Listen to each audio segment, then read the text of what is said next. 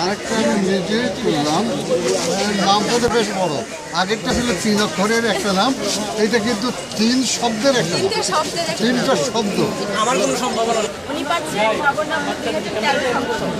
সংকলন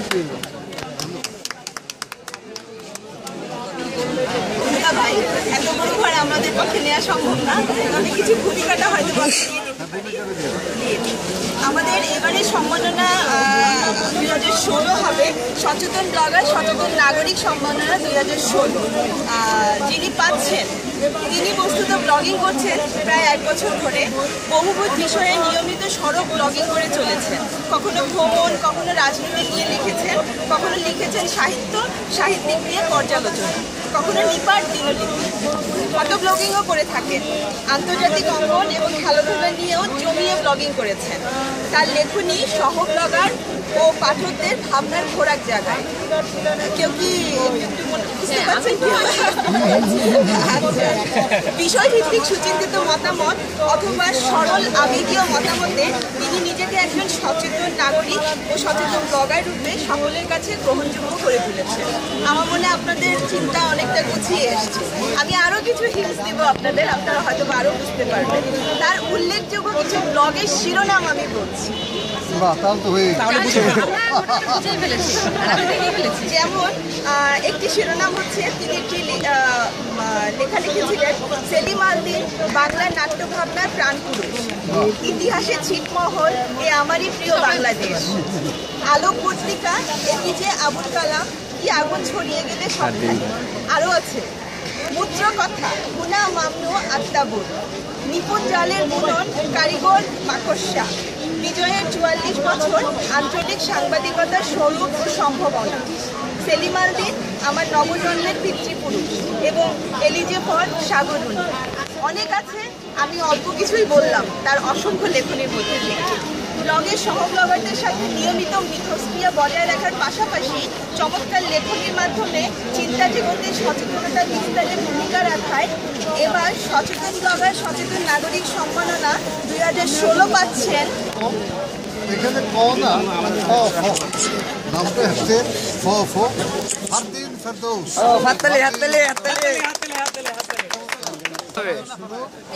সচেতন ব্লগার সচেতন নাগরিক সম্মাননা। এই মুহূর্তটা প্লিজ একটু ক্যামেরা বন্দি হোক।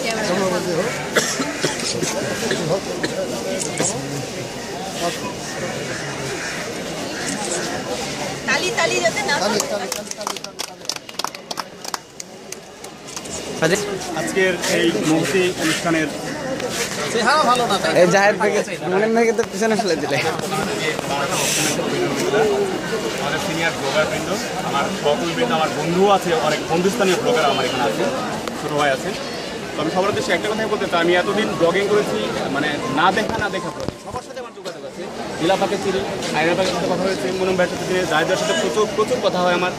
কিন্তু আজকে প্রথম এই মঞ্চে যে সবার সাথে সাক্ষাৎ দেখা হয়, যেমন কবিকে আজকে প্রথম দেখছি, কবিতা হয়তো পড়া হয়েছে, কিন্তু আজকে আমি প্রথম দেখলাম।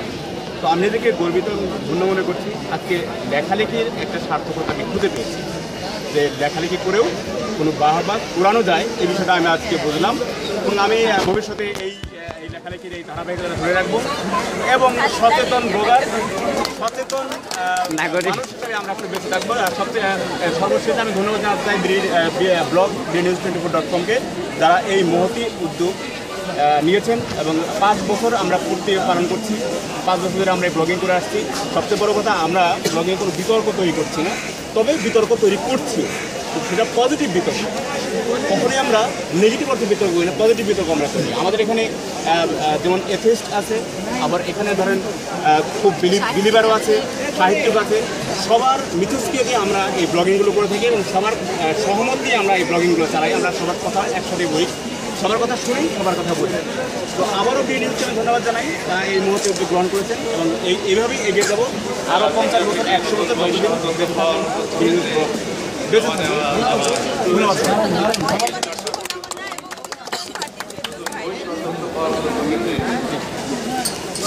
সম্মাননা, এটি অত্যন্ত গুরুত্বপূর্ণ নাগরিক সাংবাদিক সম্মাননা 2016। যিনি পাচ্ছেন।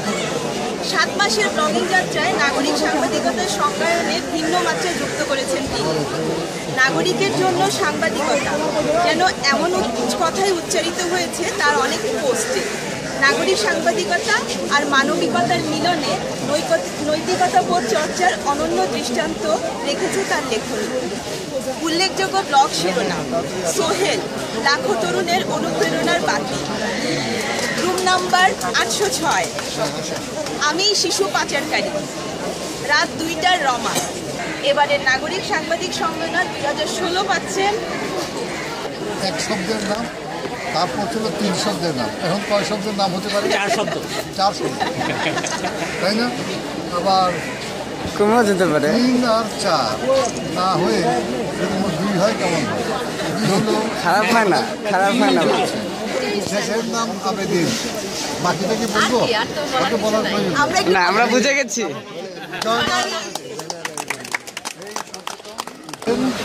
জয়নাল আবেদিন, আবেদিন না আবেদিন। খালি হয়ে যাবে। খালি হয়ে গেছে।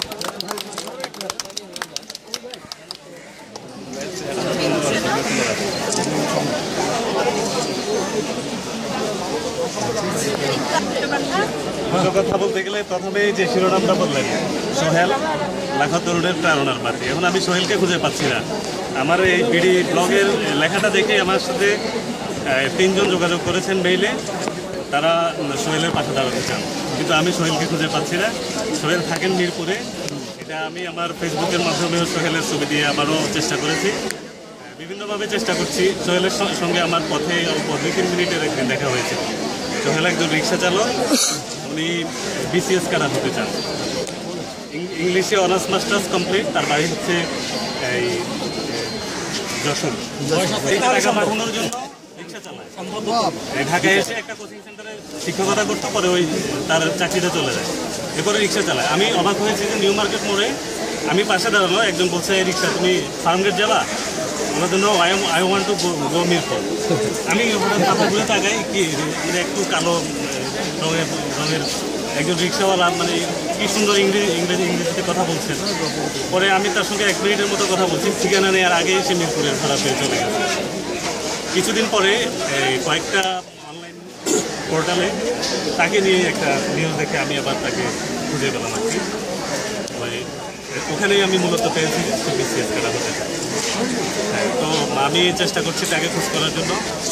আর এটা তো একটা গেল যে মানে এটা একটা আমাদের ব্লগের জন্য উদাহরণ। আমরা ব্লগের মাধ্যমে এই নাগরিকদের সাংবাদিকতা করতে চাই। ধন্যবাদ সবাইকে। আমাদের নগর নম্বর 2016 প্রকাশিত হয়েছে। এবার এই বিষয়ে 6টি ভ্রমণ কাহিনী নিয়ে প্রকাশিত হয়েছে। আমরা এইবার তার মোড়ক উন্মোচন পর্ব শুরু করবো। তাদের মানে সার্বিক সিদ্ধান্ত এবং সূক্ষ্ম পর্যালোচনার ফল এই সফলতা। আমি তাদের দুজনকে এই সামনে আসার জন্য বলবো। আমাদের অত্যন্ত প্রিয় শক্তিশালী ব্লগার রায়হান রহমান এবং অবশ্যই সকলের একভাবে দার্শনিক ব্লগার আমরা বলি, শ্রেষ্ঠ ব্লগার বলতে পারেন। ওটাকে আমরা একদম ফিলোসফার হিসেবে যাবো। এবং ওই দুটি এখানে আমরা এখনো জানি না এটার প্রচ্ছদ কেমন। আমরা এখনো জানি না, আমাদের মধ্যে বিশাল একটা আগ্রহ, একটা টানটান উত্তেজনা এবং ভীষণ আনন্দ আমাদের মধ্যে। আমরা আজকে দেখবো যে আমাদের এতদিনের যে পরিশ্রম, আগ্রহ, ধৈর্য, তার ফলটা কেমন হলো। এগুলো একটাই বলছি।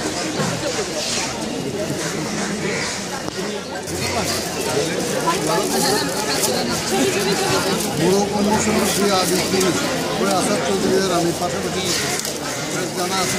এই যে ভাইয়া, এই যে ভাইয়া,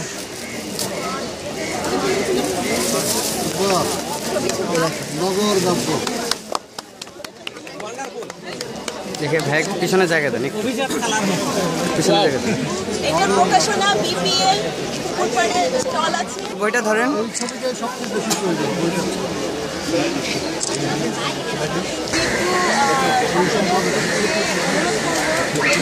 সামগ্রিক আমাদের পিছনে এবং লেখক তারা আছেন লেখা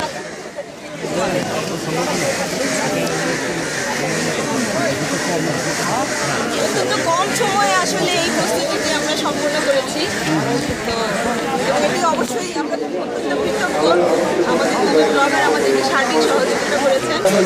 আগে ব্লগ লেখা শুরু করি এবং তারপরই একটা প্রথম ব্লগ বের হয়েছিল, ওইটা হচ্ছে 1 নম্বর বই। তারপরের বছরই দ্বিতীয় বইটা বের হয়, তারপরে কিছুদিন গ্যাপের পর আমরা এই বইটা বের করি। এই বইটা খুব দ্রুত বের করার সিদ্ধান্তের কারণে আমরা সিলেকশন প্রসেসটাকে সংক্ষিপ্ত করার উদ্দেশ্যে স্যার একটা পার্টিকুলার বিষয় ধরে নিলাম তারা, সেটা হচ্ছে ভ্রমণ কাহিনী। এবং ভ্রমণ কাহিনীতে ভালো সুন্দর ভ্রমণ কাহিনী অনেকেই লিখেছে, তারা যেমন খুব দুর্গম জায়গায় গেছে তেমনই সুন্দরভাবে সেটাকে চিত্রিত করেছেন ভাষায়। তো সেইটা আমি সেটা করার দায়িত্ব নিয়ে তারা ব্লগ কর্তৃপক্ষ দায়িত্ব দিলেন জাহেদ এবং আমরা দুইজন চেষ্টা করে পর্যন্ত 6টা ব্লগ বাছাই করলাম। বাছাই করার পর আজকে আপনাদের সঙ্গে বই, এবং আমরা আশা করতেছি যে আগামী বছর আরও বড় বলে বই বের করতে পারবো, বিভিন্ন বিষয় নিয়ে বের করতে পারবো।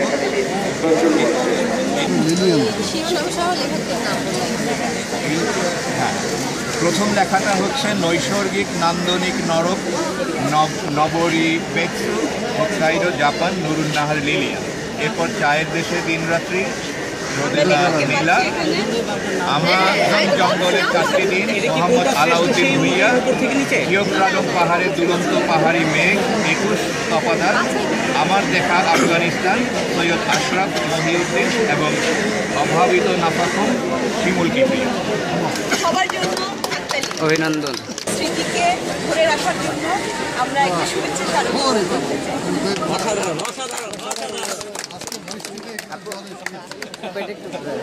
আমরা অনুরোধ করব, অবশ্যই আমাদের দুজন সম্পাদক আছেন এবং একই সাথে আমরা সকলে ব্লগার এবং সেটাও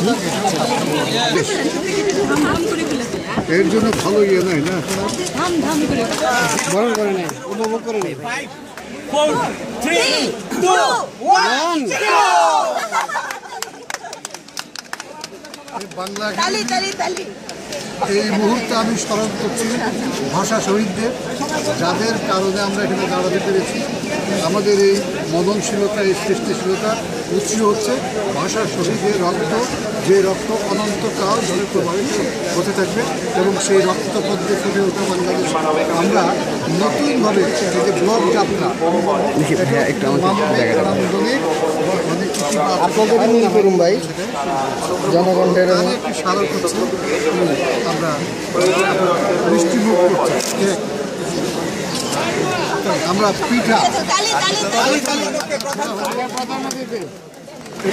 একজন প্রধানমন্ত্রী প্রথমে